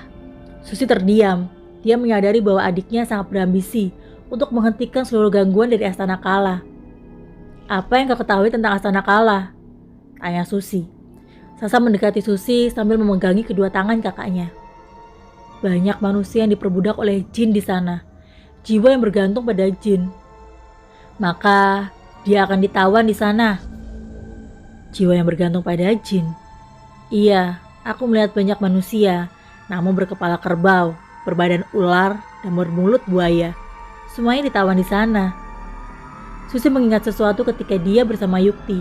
Dia juga mengingat sesuatu mengenai kejadian kematian keluarga Krismojo yang disebut-sebut sebagai keluarga Kewan. Apakah menemukan seseorang yang dikenal di tempat itu? Tidak ada, karena wajah mereka bukan manusia lagi. Sasa menjelaskan secara rinci, ada sesuatu yang menjanggal dalam pikiran Susi. Kenapa kakak bertanya seperti itu? Aku ingat bahwa pemilik buku pertama ini adalah Yukti, anak dari Pak Araharja. Beberapa bulan kemarin ketika acara Genteng Sumesar, dia ada. Dia? Siapa? Manusia kewan yang berada di jantung keluarga Pak Araharja. Dia adalah Dihyan dan ibunya. Dihyan, anak pertama Pak Araharja. Aku pernah dengar cerita tentangnya ketika ditawan oleh keluarga Pak Krismojo. Ditawan? Tiba-tiba suara ketukan pintu terdengar. Itu Mas Wawan. Bersikaplah seperti biasa. Jangan tampakkan wajah seperti orang ketakutan. Minta Susi. Iya kak. Sasa pun membukakan pintu kamar Susi. Loh, kok ada Sasa? Ada apa ini? Sasa nemenin aku ketika kamu pergi ke kuburan. Wawan menatap ketidaksukaan dalam diri Sasa yang kebetulan dia adalah awal dari bencana tersebut. Silakan pergi dari kamar. Mas, dialah yang menyebabkan bayi kita terbunuh. Seharusnya dia yang berada di Astana Kala, bukan bayiku. Mas, cukup. Sasa hanya korban. Aku akan keluar. Maaf mengganggu. Sah? Panggil Susi pada Sasa. Kebetulan, aku ingin menemui seseorang yang akan menyelesaikan masalah ini. Jelas Sasa. Urus masalahmu sendiri, ucap Wawan. Sasa pun keluar dengan hati yang kacau. Tidak pernah disangka bahwa kakak iparnya benar-benar tidak menyukai Sasa setelah kejadian ini. Aku harus menemui Yukti. Dia tahu tentang ini. Aku harus menemuinya. Ketika dia melewati sebuah ruangan, tempat di mana dia terkunci dan tertawan di dalam Astana Kala, ada rasa trauma. Kalau dia tak bisa menghancurkan Astana Kala, biar aku saja yang menghancurkannya, ucap Sasa sambil menggenggam kedua tangannya dengan kuat. Para Harja masih memperhatikan kedua anggota keluarganya yang masih terlibat dengan manusia kewan. Taraka, dalam pak.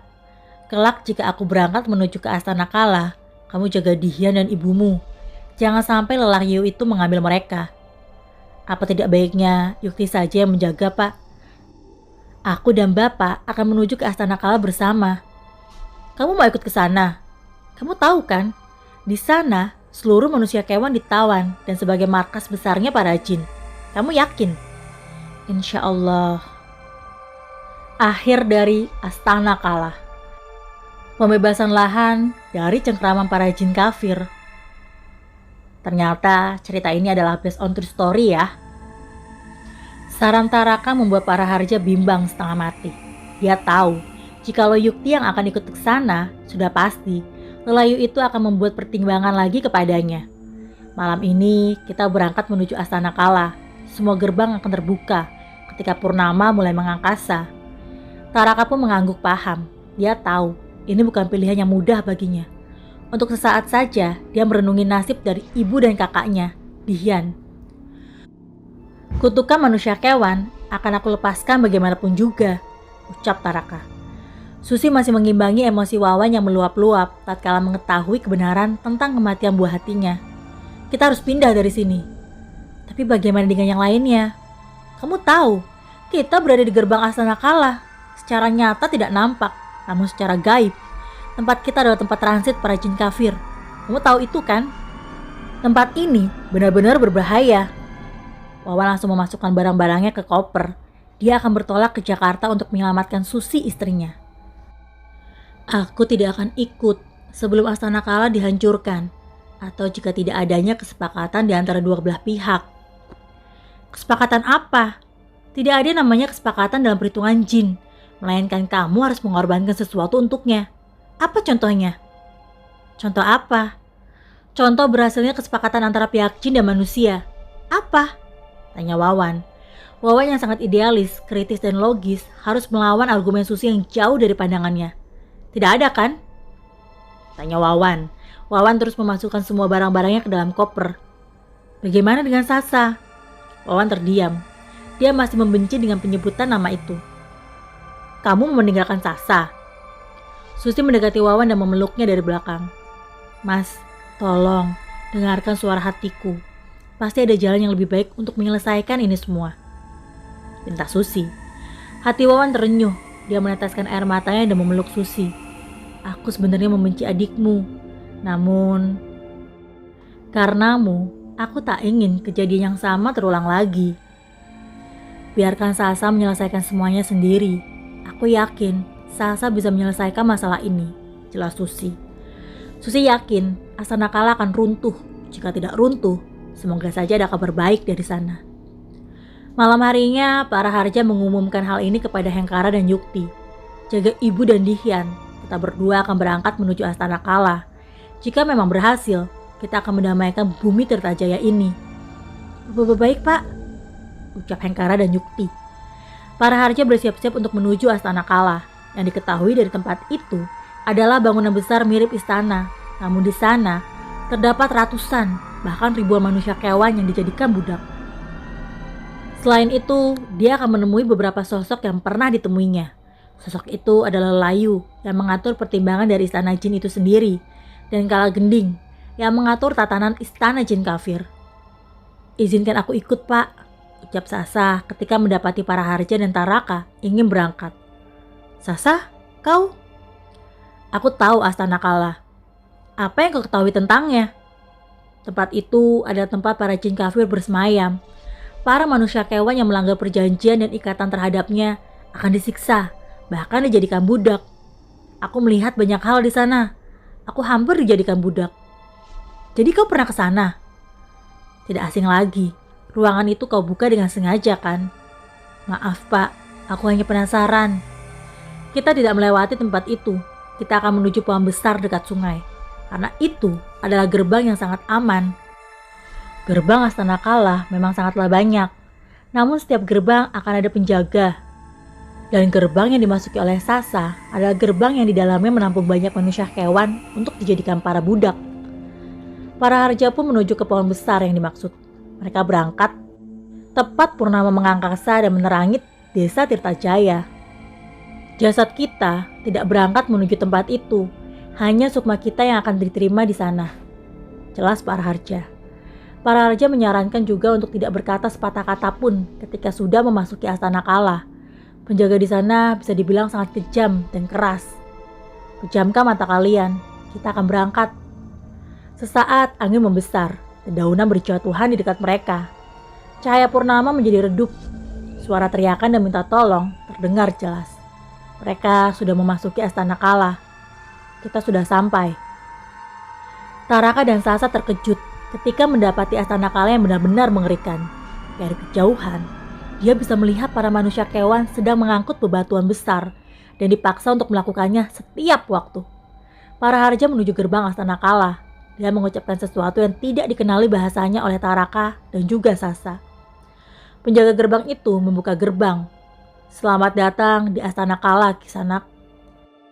Apa yang kalian butuhkan sehingga mendatangi tempat ini? Tanya penjaga itu. Aku ingin menemui Kala Gending. Kau yang pernah mengalahkan Kala Gending? Para penjaga itu langsung menodongkan pedang yang disarungkannya terhadap para harja. Aku ingin menemuinya secara baik-baik. Antarkan aku ke sana. Jika tidak, aku akan menghancurkan tempat ini dengan sekali sentuh. Jelas para harja. Dan para penjaga itu ketakutan. Ini bukan pertama kalinya para harja mendatangi tempat itu. Dia pernah mendatangi tempat itu ketika hendak membunuh Kala Gending. Para penjaga itu mengantarkan para harja menuju Astana Kala. Di sekeliling Astana Kala, Taraka dan Sasa melihat suasana yang mengerikan. Seluruh manusia kewan disiksa di tempat itu dengan kejam. Mereka adalah para manusia yang ditawan dan mengingkari perjanjian dengan para jin. Para harja sudah terbiasa melewati tempat itu, sehingga tidak ada sedikit ketakutan pun di dalam dirinya. Hanya saja, dia takut bahwa Taraka dan Sasa pingsan karena melihat kondisi yang mengerikan di sekeliling Astana Kala. Bangunan tua dengan pepohonan yang menjulang tinggi di sekelilingnya, juga para penjaga yang memiliki raut wajah mengerikan, merupakan pesona yang diberikan Astana Kala kepada mereka. Penjaga itu berhenti di pintu menuju Astana Kala. Silakan Kisanak, kami hanya bisa mengantarkan kalian sampai sini. Para harja mengangguk paham. Mereka melanjutkan perjalanannya menuju ke dalam Astana Kala. Ketika sudah sampai, Taraka dan Sasa merasakan aura yang menakutkan. Desisan ular yang sangat nyaring di telinganya menambah hawa ketakutan bagi keduanya. Keluarlah kau Kala Gending, jelas para harja. Kala Gending segera keluar dari tempat persembunyiannya. Bentuknya seperti ular, namun wajahnya sangat mengerikan. Air liurnya berceceran di tempat itu. Raharja, kenapa kamu datangi tempat ini? Kau mau mati? Aku ingin membuat kesepakatan. Kesepakatan apa? Kau tahu, manusia sangat serakah. Manusia yang mana? Jangan kau samakan manusia yang satu dengan yang lainnya. Aku tahu.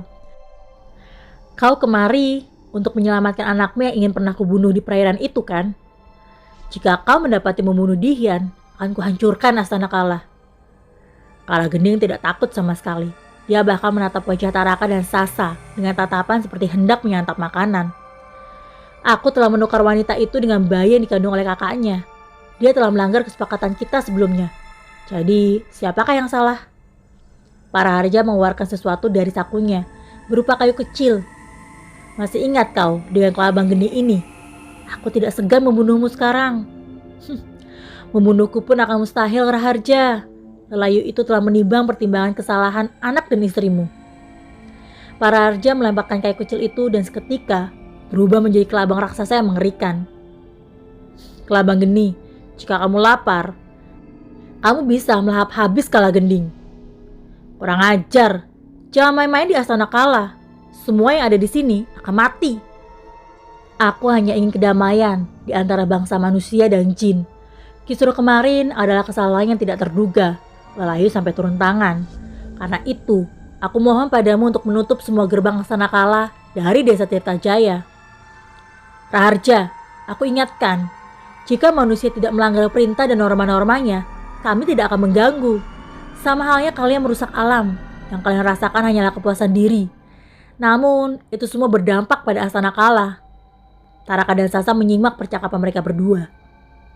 Namun karena ini demi kebaikan bersama, akan aku kabulkan. Namun, hukuman bagi istri dan anakmu tetap berjalan. Karena itu adalah pembelajaran yang terbaik bagi keduanya. Apa hukumannya? Dia akan kehilangan kesadaran. Apakah bisa sembuh? Selama dia taat pada agama dan norma alam, dia akan sembuh. Namun itu akan memakan waktu yang sangat lama. Mereka berdua seharusnya telah menjadi manusia kewan dan budak dari Astana Kala. Namun karena aku tak ingin berurusan lagi dengan dirimu, aku akan memaafkannya. Jelas Kala Gending. Para Harja lega mendengar hal itu. Namun gerbang Astana Kala tidak akan pernah ditutup sampai hari kehancuran dunia itu tiba. Kami sedang mengumpulkan banyak manusia untuk menemani kita di neraka. Baiklah, itu hakmu. Kita bersepakat untuk tidak melanggar aturan yang telah kita buat. Satu lagi, ingatkan kepada seluruh manusia untuk tidak menebang pepohonan tanpa izin, berkata kasar, melakukan perbuatan tercela dan melanggar aturan alam dan agama. Pesan Kala Gending sangat menyentuh. Para Harja pun mengangguk paham. Baiklah, kami mohon pamit. Karena sebentar lagi waktu subuh tiba. Jelas para Harja. Ternyata 1 jam di sana sama dengan 6 jam di dunia nyata. Jaga baik-baik pesan ini, ucap Kala Gending. Para Harja menyentuh buntut dari kelabang geni dan berubahlah menjadi tongkat kecil sedia kala. Taraka, Sasa, ingatkan kepada siapapun tentang ini. Manusia yang baik adalah manusia yang saling mengingatkan. Jelas para Harja. Taraka dan Sasa mengangguk. Pejamkan mata kalian, kita akan kembali ke rumah. Kita sudah pamit kepada seluruh Astana Kala lewat salam batinku. Taraka dan Sasa langsung memejamkan matanya. Suasana menjadi tentram, nyaman dan sejuk. Dia seperti melewati aliran sungai yang deras. Bukalah mata kalian. Taraka dan Sasa terkejut karena perjalanannya sangat cepat sekali. Pulanglah Sasa, mantapkan hati kakakmu untuk tidak pergi dari rumah itu. Lalu buanglah buku itu di sungai. Baik Pak. Taraka membantu ayahnya untuk berdiri. Ternyata menuju ke Astana Kala membutuhkan banyak energi. Nak, kamu harus menerima kekurangan dari ibu dan Dihian. Mereka memang bagian dari manusia kewan. Namun semua akan berlalu dan sembuh seperti sedia kala, ucap Pak Harja. Ibu dan Mas Dihian kenapa Pak? Dia akan gila, kurang waras. Namun akan sembuh. Kita banyak yang berdoa. Jangan lupa untuk dekatkan diri pada Tuhan. Sasa segera menuju ke rumahnya. Antara rasa senang dan harunya, dia bisa membuat perjanjian dengan Astana Kala. Wawan, Pak Rodi, istri Pak Rodi dan Susi sedang berada di ruang tamu. Mereka berdua sedang kebingungan mencarinya. Kak, ucap Sasa sambil meneteskan air mata. Sasa, kamu kemana saja? Dia langsung berlari menuju Sasa dan memeluknya. Aku berhasil menyelamatkan keluarga kita dari cengkeraman Astana Kala. Kita bisa hidup nyaman dan aman lagi, ucap Sasa sambil menangis. Syukurlah. Mereka benar-benar bersyukur. Sedangkan di rumah para Harja, Dihian dan ibunya berkata-kata tidak jelas. Kadang tertawa, kadang menangis, kadang berbicara sendiri. Astana Kala memang nyata adanya. Jaga baik-baik diri kalian. Dihian dan ibu akan sembuh. Doakan terus mereka, ucap Pak Harja. Sesaat setelah itu, mereka berjanji untuk tidak mengingkari perjanjian antara manusia dengan Astana Kala. Sasa membuang buku itu di sungai dekat rumahnya bersama Susi dan Wawan. Mereka menetap di rumah itu dan tidak pergi ke tempat asal Wawan. Begitu juga dengan Yukti. Dia tidak ingin lagi menemui Lelayu serta makhluk Astana Kala. Namun, manusia kewan, manusia yang dirasuki oleh jin sepenuhnya, masih berkeliaran di belahan dunia. Itu artinya, Astana Kala masih mengumpulkan orang-orang untuk temannya di neraka. Cerita ini selesai sampai di sini. Ambil baiknya dan buang buruknya. Ternyata cerita ini adalah kisah nyata. Terima kasih kepada penulis Restu Wiratmaja yang telah menuliskannya dengan sangat luar biasa. Tunggu cerita lainnya dengan judul yang berbeda hanya di Tengak Tenguk Channel. Terima kasih.